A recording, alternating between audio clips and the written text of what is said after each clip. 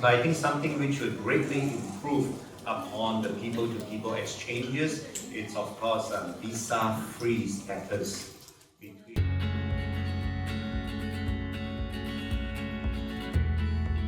Thank you.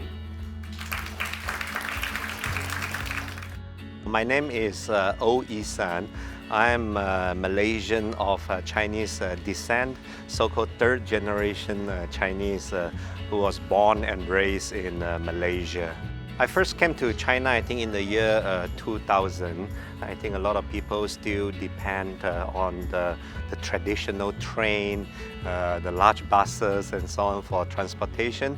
Now you have very impressive, for example, subways in most of the cities. You also have high-speed rails connecting the cities and so on, not to mention, of course, airplane transportation. Another thing which really impresses me a lot is the wide connectivity of the internet in China. Well, nowadays I do some WeChat Pay, and so sometimes when I am taking taxis, when I buy a cup of coffee and so on, I usually would not use cash anymore. I would just use my WeChat Pay. Yeah.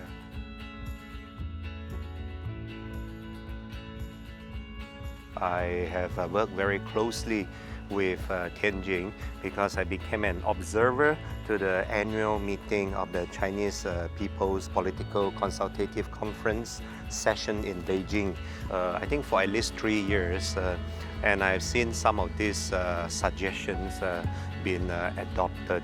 For example, the development of the Tianjin sort of cruise line ports. So now Kenjin has cruise line connections, I think, with many other cities in the region, from Japan all the way down to even Philippines. Yeah.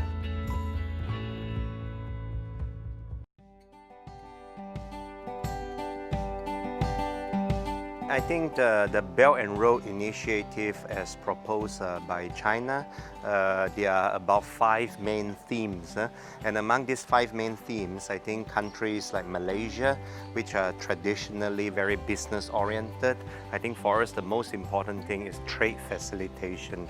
Malaysia and China already are engaged in some of the widest and largest volume of trade in the world. China has been assisting Malaysia in building a lot of ports, in a lot of railways, a lot of roads and so on.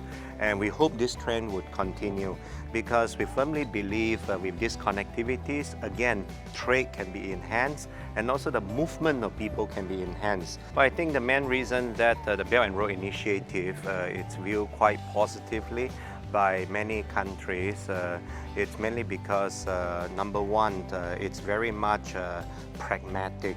It doesn't require, for example, ideological similarity between all those countries participating. It welcomes diversity, and at the same time it is also very much economically oriented.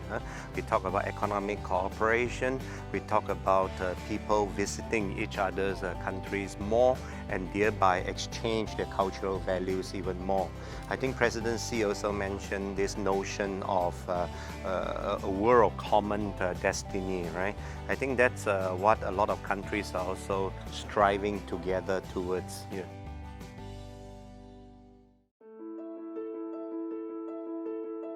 I think to have such a world of shared values, of common futures for human beings or humankind, I think number one is very important indeed to have connectivity.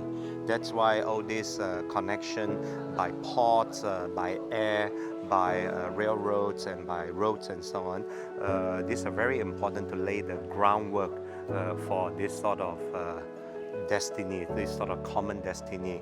On top of that, you must have more exchanges. You have more exchanges of goods and services, and also exchanges in terms of physical travels between people. Only then would you, number one, sort of understand each other more, and number two, you enjoy the fruits of development of each other's even more.